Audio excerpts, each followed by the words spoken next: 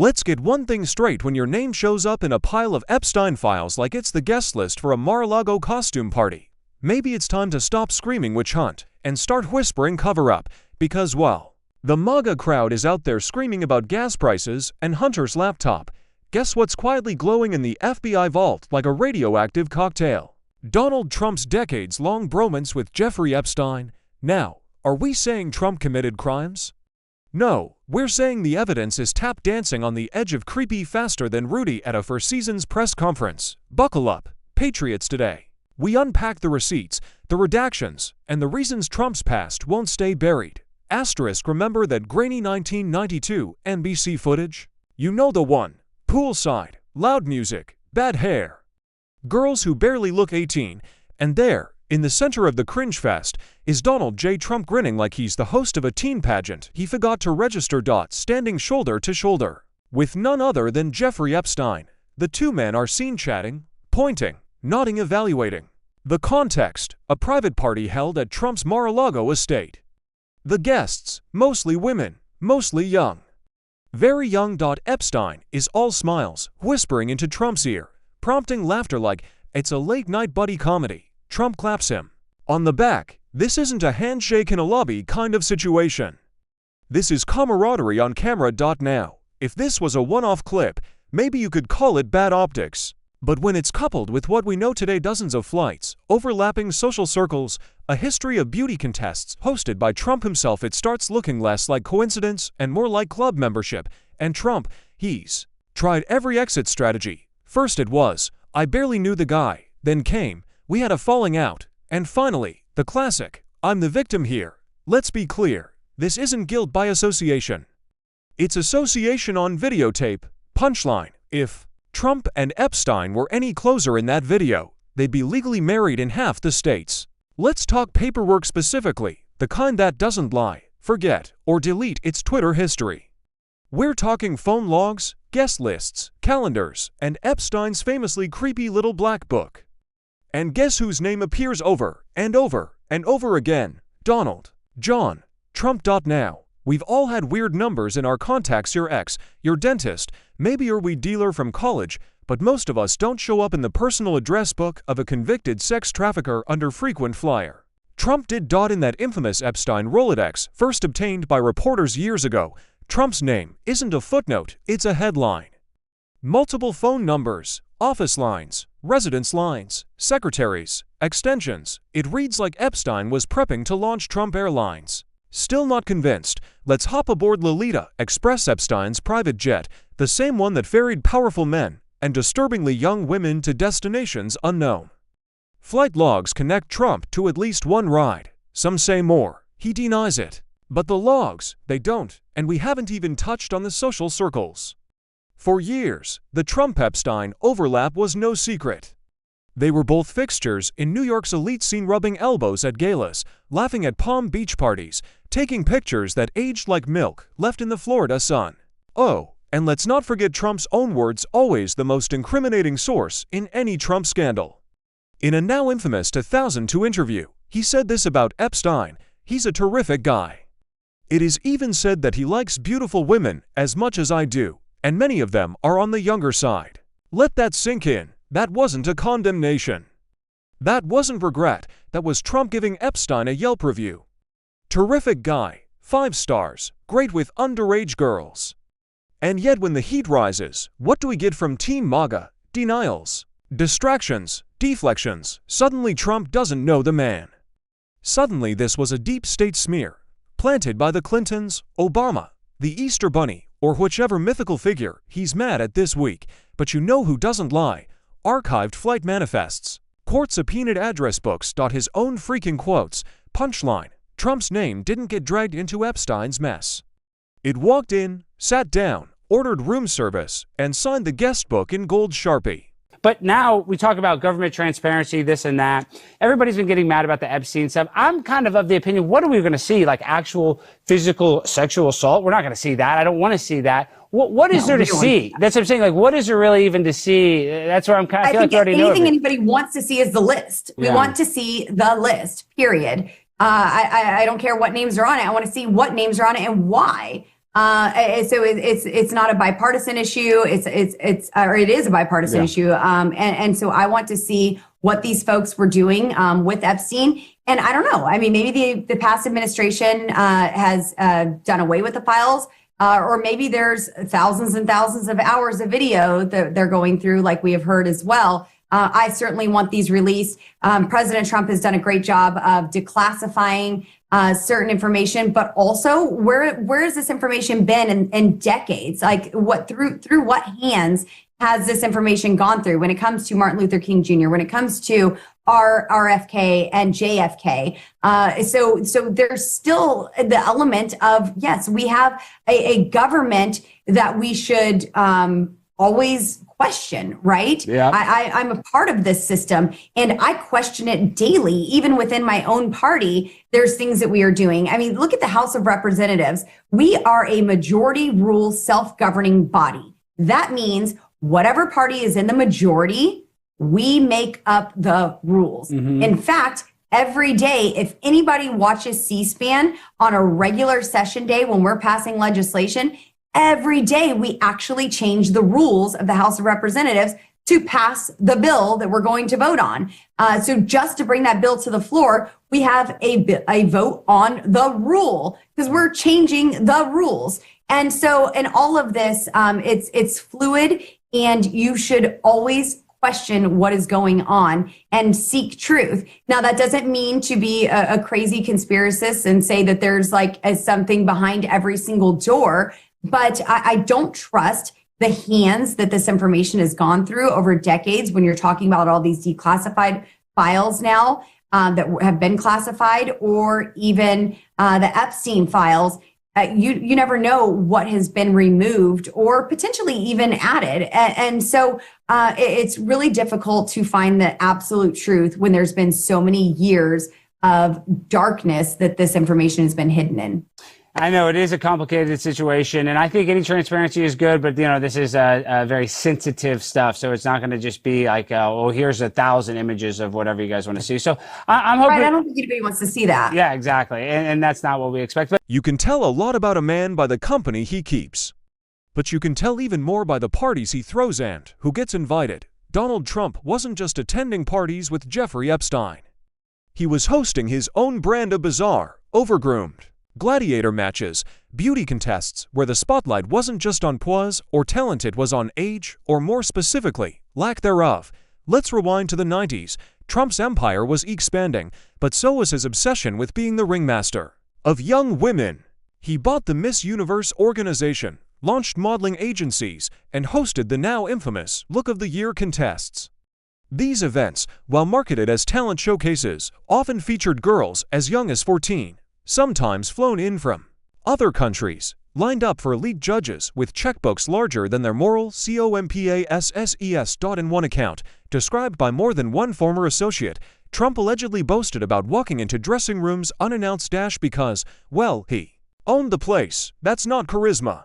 That's creep-coated in cologne. But the pageants were just the beginning. Trump also had a thing for private events by invitation only. According to reports, including statements from insiders and old guest lists, he once hosted a boat party off the Florida coast with a peculiar ratio, 25 models and just 5 middle-aged men. A night of networking, they said, a floating audition for something far more sinister, others suspected, and the guests. Big money, big names, and big silence. Let's get real. When a man with Trump's history hosts a party with no press, no rules, and no age verification, we're not looking at a networking mixer, we're looking at a pipeline with a cocktail menu. Of course, defenders say, there's no crime in throwing a party. True, but when that party feels like the prequel to a Netflix docuseries, maybe someone should be asking more questions. And still, Trump dodges it all with a grin and a shrug. He says it was all above board. Just good fun. A celebration of beauty. Sure, and Fire Festival was just misunderstood hospitality. What makes it worse is how all of this, the pageants, the yacht parties, the opened or dressing rooms, wasn't secret. It was proudly paraded in magazines, interviews, even on his old reality show. He wasn't hiding it, he was branding it. Punchline: Trump didn't run a modeling agency. He ran a red flag factory with a catwalk. So while the MAGA faithful chant fake news like it's a prayer bead, the receipts say otherwise. These events happened. These girls were real. And the man behind it all still wants to run your country like he ran his dressing rooms, no questions asked. To that, I know that there's been some conversations about what's going on in LA, and they want to say that it's riots because they didn't want people to keep talking about, say, the Epstein Files or whatever other drama was popping off between the president and his little friend. So they wanted to change the conversation to immigration because they feel like, well, the polling is in our benefit. But let me tell you something. If they cared about making sure we were going to be fiscally responsible, they would tell the American people that it cost them $134 million to send the National Guard to LA for the quote unquote riots that the governor didn't ask for, nor did the mayor of LA ask for. And they sent them over there, and they say that they care about our service members, yet they sent them and they were laying on the floor. They did not provide for food. So I don't know why we would believe that, number one, they want to fix this. They don't want to fix this. Because the brokenness is a feature, not a flaw of the system, because it is beneficial to them when it comes to campaigning.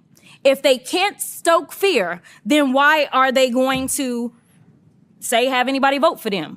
Because that's what people are doing. They're voting out of fear. But now we turn to the part of the Epstein scandal that feels less like a court case and more like a choose-your-own conspiracy novel complete with secret names, black bars, and coded identities. Enter DO 174. Sounds mysterious, doesn't it? Like a character in a spy thriller or the world's most boring stormtrooper.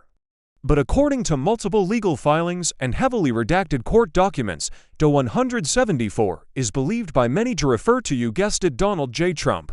Now let's be very clear. There is no official confirmation that Trump is indeed DO 174. But when the dots start connecting themselves like a crime scene screensaver, it's hard not to squint and say, huh, that silhouette looks familiar. Double quote C. DO 174 isn't just a footnote. It's tied to sealed testimony, deposition requests, and witness accounts that have somehow never seen the light of day. In a world where Epstein's black book is practically a bingo card of billionaires, the government somehow forgot to draw this particular number. And then there are the redactions, redactions, America's favorite government-issued Sharpie. In the latest FBI vault dumps, names are scrubbed, pages are blacked out, and entire sections are just gone. It's like reading a classified Mad Libs. On date, Mr. Redacted was seen at Redacted with 2 minors aged redacted. Helpful, right? Now ask yourself, who are we protecting here? Because the victims are no longer silent, the public is demanding transparency. But certain names, certain powerful, politically explosive names just keep getting lost in the Xerox machine of justice. And if that smells fishy, it's because it is. This isn't about legal protocol anymore. This is brand management disguised as ongoing investigation. Meanwhile, as the public chants release the list, some lawmakers get brave. Lauren Boebert, of all people, goes on national television and says we need to see everything, no matter who's on it. A moment of clarity from a woman who once live-streamed a Canaan bingo night, but even that bipartisan flicker of courage runs headfirst into the wall of institutional self-preservation. Because once you rip off that duct tape, you might find names that don't just embarrass politicians, they rewrite elections. Punchline: if justice is blind, then redactions are the Gucci sunglasses keeping her from seeing Trump's name. And so the list stays sealed, the files stay scrubbed, and the public stays in the dark because transparency is great until it threatens your donors. And it got personal. Elon Musk claiming, oh, Trump is in the Epstein Files. That's the real reason they have not been made public. Well, it's been well known that Donald Trump said that Elon was angry over Trump's decision to end the electric vehicle mandate. I can certainly understand why Elon, wants that in the one big beautiful bill. Pretty obvious, pretty apparent, understandable difference. And on the Epstein issue, wasn't it Donald Trump? He booted Epstein out of Mar-a-Lago nearly 20 years ago because he was one of the first people to realize just how horrible Epstein really was. And by all accounts, he was kicked out because of his treatment of young women. Now, Democrats and the media, I'm just thinking out loud here. I'm just wondering, putting 2 and 2 together. I truly wonder if our old friend Bill Clinton, how you doing? Good to talk to you. We know he had a relationship with Epstein. That's been reported on. Is he in the? Is Bill Clinton? Is he in those files also? I can't say for sure. I haven't seen them. But if I was a betting man, I know where I'd put my money. Now, if by some, chance that Bill Clinton is in there, I wonder if he kicked Epstein out of his life as publicly as Donald Trump did. I guess if Donald Trump felt that Epstein had something on him, he probably wouldn't have kicked him out of his club. Inquiring minds, I think they'll want to. Let's talk about the tape. No, not that tape. Not the Access Hollywood classic, though we haven't forgotten. No, we're talking about a different kind of bombshell, one that's been ticking in the shadows for years and might just make Billy Bush interviews look like Sesame Street. According to author and media whisperer Michael Wolff, there exists a vault, yes, an actual vault filled with hours of unreleased, unfiltered, unbelievably dangerous audio recordings from none other than Jeffrey Epstein himself, and who makes multiple cameos in those recordings. Say it with me now. Donald J.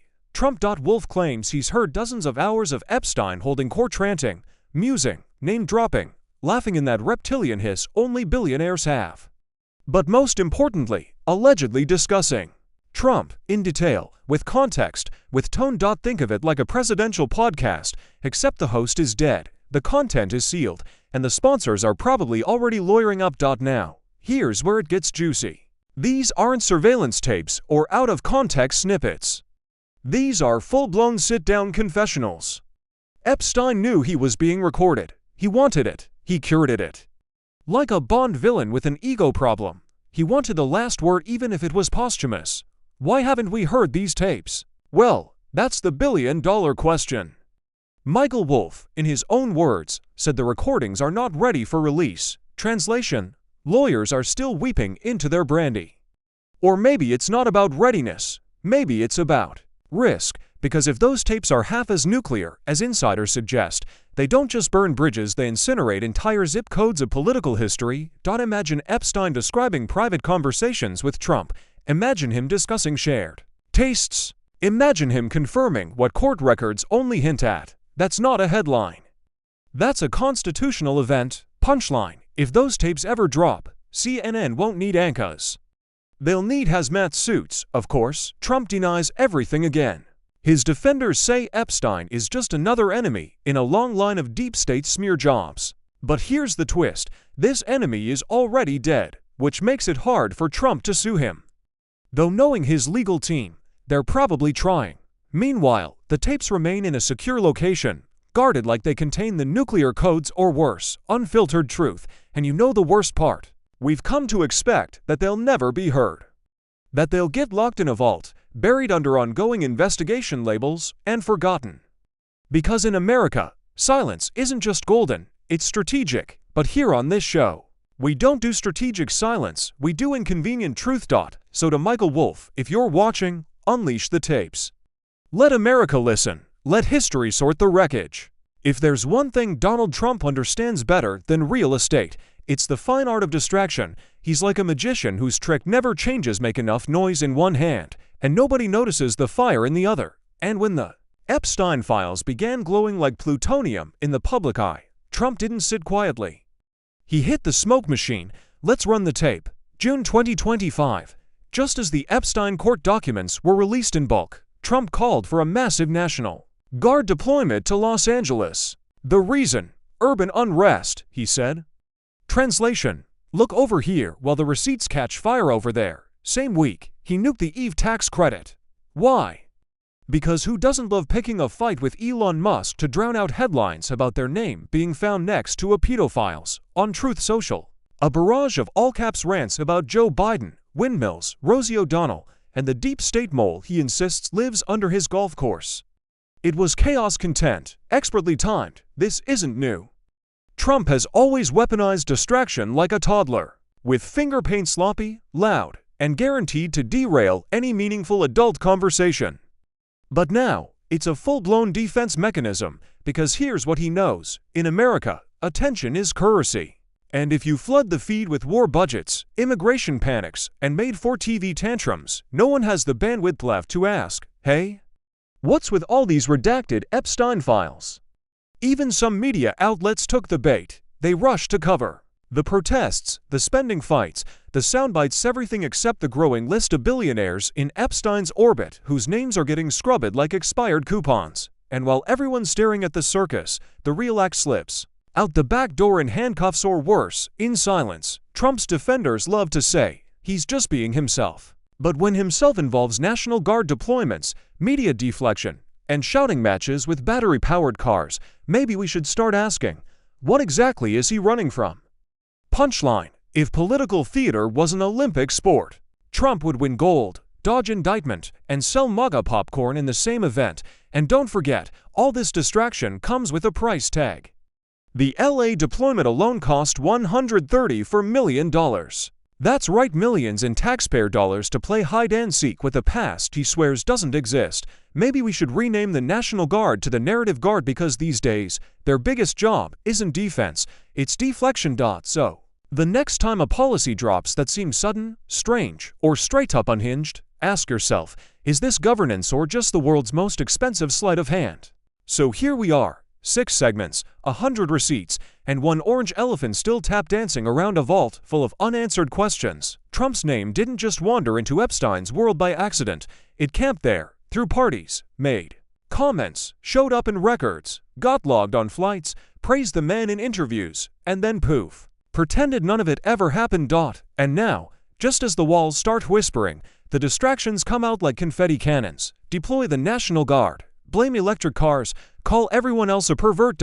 It's political gaslighting so thick, you could bottle it and sell it as fog. But here's the thing, we're not confused, we're not tired, and we're not buying the popcorn when the real story is trying to slip out the fire escape. America deserves answers, not memes. Not caps lock tirades, not strategic amnesia. So here's your homework, folks, go read the files, ask why some names are visible and others aren't, and for the love of democracy, stop pretending that pageant owners with private jets and secret vaults are just misunderstood patriots. Final punchline, they told us Epstein was a monster. What they won't tell us is who fed him. Now do your part. Smash that like button. Flood the comments with hashtag release the damn files. Share this video before another Sharpie finds its way to a judge's desk, because the only thing more dangerous than a name in the files is a nation that stops asking who else is in them. English: this video is a piece of commentary and analysis based on publicly available information, court documents, and news reporting. All allegations mentioned remain legally unproven unless determined by a court of law. This content is intended for public awareness, media critique, and lawful discussion under the fair use doctrine of U.S. Copyright Law 17 U.S. Code Section 107.